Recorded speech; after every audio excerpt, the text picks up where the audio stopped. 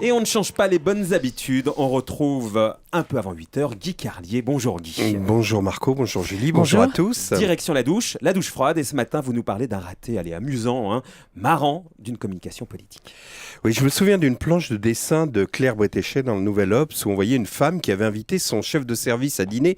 Et comme ce dernier était doté d'un très gros nez, la maîtresse de maison avait fait la leçon à ses enfants leur disant « Surtout, je vous en supplie, ne faites aucune réflexion sur le nez de monsieur Berton Maillard. Mon avenir professionnel dépend de ce dîner. » Le repas se déroule sans problème, les enfants se tiennent parfaitement bien et leur maman les envoie se coucher après le dessert, puis la maîtresse de maison prépare le café et au moment où elle tend une tasse à son supérieur hiérarchique, par un incroyable relâchement psychologique, elle lui dit « Vous voulez combien de sucre dans votre gros pif ?»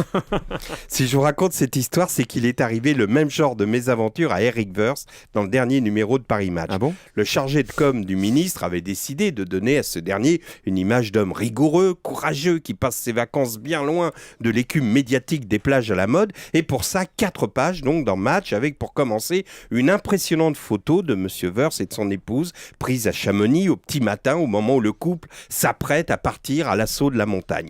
Chacun d'eux porte un volumineux sac à dos et tient à la main un bâton de marche. Et le ministre, les mains sur les hanches, fier comme un torero, défie du regard le sommet qu'il s'apprête à gravir. Dans l'article qui suit la photo, le journaliste précise, au cas où on n'aurait pas perçu le symbole, Eric Woerth est loin des vacances bling-bling à Saint-Tropez. On comprend que le chargé de com du ministre a pensé que cette photo et le reportage qui l'accompagne symboliseraient parfaitement un homme prêt à affronter sans trembler les éléments les plus hostiles pour vaincre des sommets, rendant ainsi dérisoires les affaires d'argent qui semblent tellement vulgaires en comparaison de ce couple qui défie la montagne. Ici, à Chamonix, lit-on toujours dans l'article, les Woerth sont connus pour être des gens simples. Leur seul luxe, un petit balcon fleuri de géranium. Oh, comme c'est mignon, vous vous rendez compte, un petit balcon fleuri de géranium, comme les retraités, avec le chat qui dort sur un coussin, compte à la caisse d'épargne.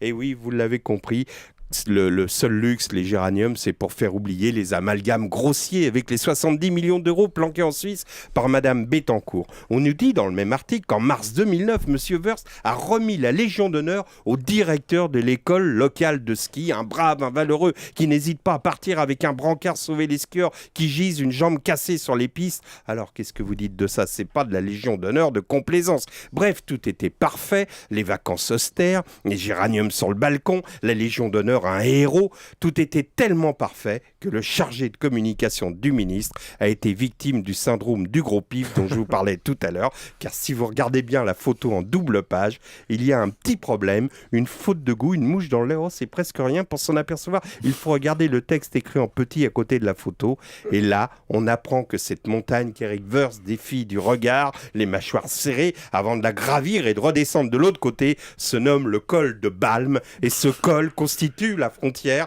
entre la France et la Suisse. Et voilà, la Suisse. Le mot est lâché. La Suisse, c'est le gros pif d'Eric Woerth. C'est le seul mot qu'il fallait oublier. Et nous voilà en plein dedans. Et lorsqu'on lit l'article, c'est une avalanche. On apprend qu'en matière de montagne, Eric Woerth a débuté à Zermatt, en Suisse, puis que 2 ans plus tard, il a gravi le Cervin en Suisse, et que le ministre est devenu ami avec son guide Patrick Ancel, l'ancien maire de Calorcine, dernier village avant la Suisse. J'ai compté, le mot Suisse est écrit 7 fois dans les 4 pages consacrées à Eric Woerth, et je vous parie que ce matin, quand il descendra prendre son café dans le petit bar au pied des pistes, le garçon va demander à Eric Woerth, à Chamonix, le garçon va demander à Eric Woerth, vous voulez combien de sucre dans votre Suisse ? Merci Guy Carlier, son mauvais esprit qui revient tout à l'heure après 9h.